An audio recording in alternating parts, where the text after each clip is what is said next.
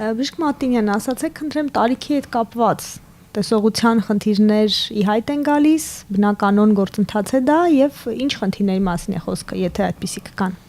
Այո, իհարկե կան բազմաթիվ հիվանդություններ, որոնք ցավոք սրտի հայտ են գալիս 40 տարեկանից հետո, այդ ամենը պայմանավորված է, թե 40 տարեկանը շատ վաղ է հնչում, բայց օրգանիզմի ծերացման հետ։ Այլ կերպ ասած, տարիքի հետ նյութափոխանակության խնդիրները ի հայտ են գալիս, ավելի դանդաղ են ընթանում, որի արդյունքում առաջանում են մի շարք հիվանդություններ։ Իհարկե, դրանցից ամենաթերևս տարածվածը դա պրեսբիոպիան է, բոլորս ծանոթ ենք, երբ որ դժվարանում է աշխատանքը մոտ տարածության վրա եւ մարդիկ սկսում են կրել ակնոցներ։ Իհարկե, դա շատ, այսպես ասած, լուրջ խնդիր չէ, նույնիսկ կարելի ասել դա համարում են 40-ից անց մարդկանց մոտ ուղղակի նորմայի մի դրսևորում։ Պայմանավորված ոսպնյակի ակոմոդացիոն ունակության թուլացման հետ դա տարիքային ակնոցներն են։ Սակայն, իհարկե բացի դրանից կան մի շարք հիվանդություններ, որոնք առավել հաճախ են հանդիպում ավելի մեծ տարիքում, մասնավորապես դա կատարակտան է կամ ոսպնյակի պղտորումը, գլաուկոման, շատերը գիտեն երևի ներակնային բարձր ճնշումով ընթացող հիվանդությունն է, եւ իհարկե դիաբետը եւ նրանից բխող բոլոր հիվանդությունները, դիաբետիկ ռետինոպաթիան, որը կարող է բերել եւ կատարակտայի զարգացմանը, եւ գլաուկոմայի ավելի ծանր անբուժելի ձևերի զարգացմանը, եւ տարիքային մակուլոդեգեներացիան կամ այսպես կոչված դեղին բծի դեգեներացիան, որը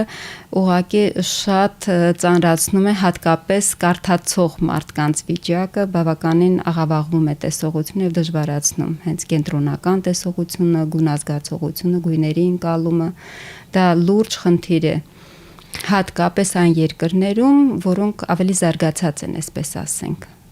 Բժիշկ, դուք ասացիք, որ 40-ից հետո ի հայտ եկող փոփոխությունները սովորական են, իսկ որ տարիքից են, որ ձեր նշած լուրջ տրանսֆորմացիաներն են լինում տեսողության հետ եւ հնարավոր է ինչ-որ կերպ կանխել, թե 40-ից սկսվողը, թե ավելի ուշ։ Այս հիվանդությունները բոլոր թվարկածներս թերևս 40-ից հետո սկսում են դրսևորվել, իհարկե կարող են ավելի վաղ, ավելի ուշ տարիքում, միանշանակ։ Դրա համար պետք է բոլորը կանխարգելիչ, այսպես ասած, բուժզննում անցնեն, որովհետև ցանկացած հիվանդություն միշտ էլ ավելի հեշտ է կանխելը, կանխարգելել կամ ավելի վաղ փուլերում թեկուզ նախաձեռնել բուժումը, քան ավելի ուշացած, բարդացած փուլերում։ Եվ սովորաբար իսկապես խորհուրդ է տրվում 40 տարեկանից հետո անցնել պրոֆիլակտիկ բուժզննում, գոնե տարին 2 անգամ։ Բժիշկ, շատ խոսվեց այլ հիվանդությունների մասին, ստացվում է, որ երբեմն տեսողության հետ կապված խնդիրները կարծես օժանդակ են շաքարային դիաբետի եւ այլ խնդիրներին, անդրադարձեք այս թեմային, ինչպես նաեւ ժառանգականության գործոնին տեսողության հետ կապված հարցեր։ Այո, ցավոք պետք է նշեմ, որ շաքարային դիաբետը շատ տարածված է Հայաստանում եւ նրանից բխող բարդությունները, այդ թվում ակնային, առավել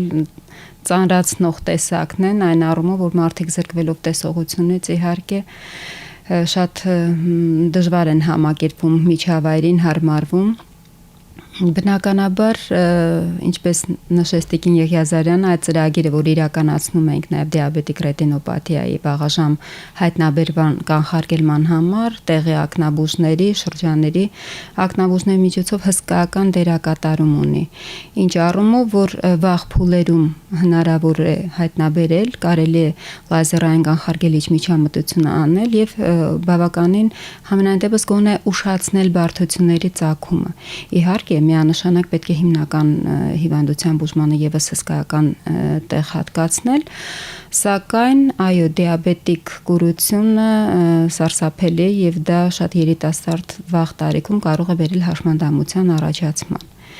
Ինչ վերաբերում է ժառանգական գործոնին, միանշանակ բոլոր իմ թվարկած հիվանդությունները կարող են ունենալ եւ ժառանգական նախատրամադրվածություն, իհարկե կարող են ի հայտ գալ նաեւ առանց դրա։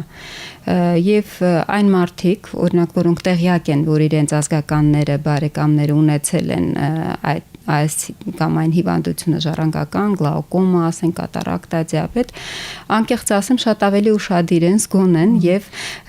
ավելի հաճախ են դիմում ուղղակի կանխարգելիչ հետազոտմանը։ ովքեր ծանոթ են, տեսել են, նույնը վերաբերում է նաև դեղին բծի կամ տարիքային այսպես կոչված մակուլոդեգեներացիային, որը ի դեպ կարող է լինել Ալցհեյմերի հիվանդության նախնական դրսևորումներից մեկը, որտեղ հետազոտությունները ցույց են տվել, որ այո, մակուլոդեգեներացիայով հիվանդների մի մասը հետագայում ունենում են նաև Ալցհեյմերի հիվանդություն, զարգանում է այս խնդիրը եւս։ Իսկ նշված խնդիրների հայտ են գալիս 60-ից հետո, 80-ից հետո, որպես կանոն։ Ցավոք ավելի վաղ տարիքում էլ արդեն կա, ինչպես բոլոր հիվանդությունները, այդ թվում նաև ակնային ախտահարումները ցավոք շատ երիտասարդացել են։ Եվ եթե նախկինում այն նշած այդ դեղին բծի դեգեներացիան ավելի մեծ 60-ից անց 70 տարեկանում էր հայտ գալիս, հիմա հանդիպում ենք շատ ավելի երիտասարդ, նույնիսկ մինչև 40 տարեկանը որոշ մարդկանց մոտ միգուցե այստեղ այո ժառանգական նախատրամադրվածությունը եւ իհարկե միջավայր այսպես ասած գործոնները բացական եւս դերակատարում ունեն,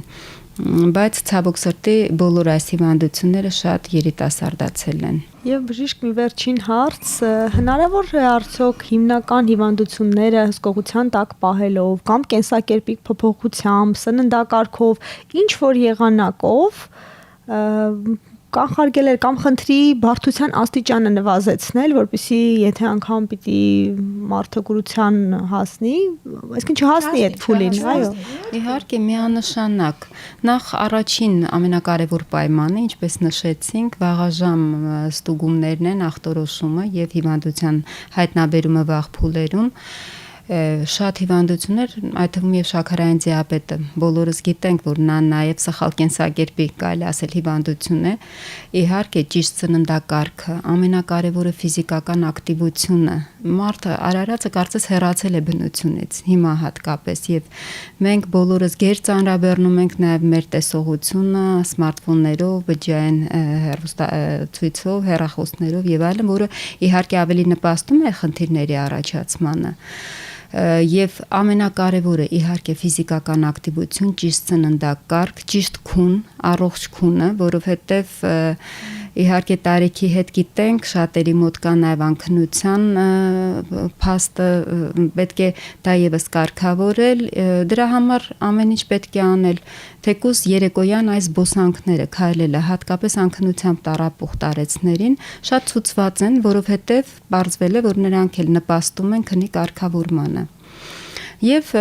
վնասակար գործոններից խուսափելը, դրանք ծխելն է, գիտենք բոլորս, ալկոհոլի, ածխաջրերի, ճարպոտ սննդի չարաշահումը, որը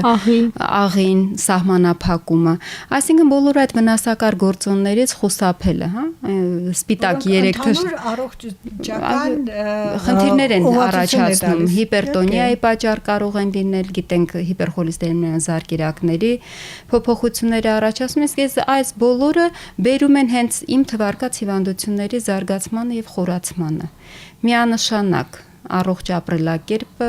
եւ ֆիզիկական ակտիվությունը ամենակարևոր հանգամանքներից են, որ պետք է հետևել։ Նաև տեսողության հետ կապված խնդիրները, այո, որովհետև ֆիզիկական ակտիվությունը նպաստում է